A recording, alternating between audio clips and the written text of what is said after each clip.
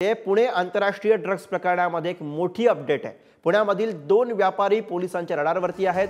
व्यापाऱ्यांमार्फत पैशांचे व्यवहार होत असल्याची माहिती पोलिसांना मिळालेली आहे।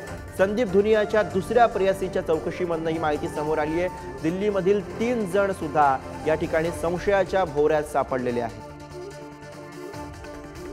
प्रतिनिधी ज्ञानेश्वर सध्या आपल्या सोबत आहे, त्याविषयीची अधिक माहिती देण्यासाठी। ज्ञानेश्वर, पुण्यातल्या प्रकरणामध्ये महत्त्वाची अपडेट म्हणता येईल, व्यापाऱ्यांभोवती आता संशयाचा होरा वाढलेला आहे।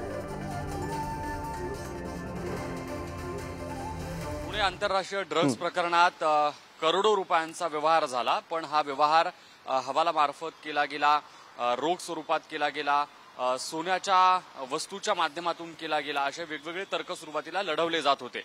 जेव्हा आता पोलिसांनी यात सखोल तपास केलेला आहे, चौकशी केलेली आहे, यामध्ये पुण्यातल्या 2 व्यापाऱ्यांवर संशयाची सुई येऊन पोहोचलेली आहे। त्या 2 व्यापाऱ्यांची चौकशी देखील करण्यात आल्याची प्राथमिक माहिती मिळते। इतकंच नाही तर दिल्लीतले 3 व्यापारी देखील यामध्ये सामील असल्याचं कळतंय।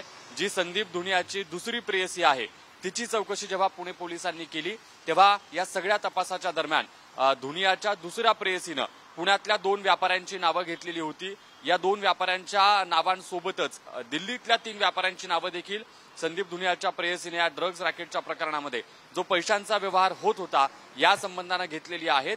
जेव्हा या सगळ्या प्रक्रियेला, या कार्याला जेव्हा वेग आला तेव्हा हे एकूण 5 आरोपी अद्याप या कोणालाही या ताब्यात जरी घेण्यात आलेलं नसलं तरी जो तपास केला जातोय। बरोबर ज्ञानेश्वर, त्यामुळे आता ही माहिती समोर आल्यानंतर हे धागेदोरे नेमके कुठपर्यंत जातात, कुणापर्यंत जातात हे पाहणं महत्त्वाचं असेल। तुर्तास धन्यवाद तुम्ही दिलेल्या सगळ्या सविस्तर माहितीसाठी।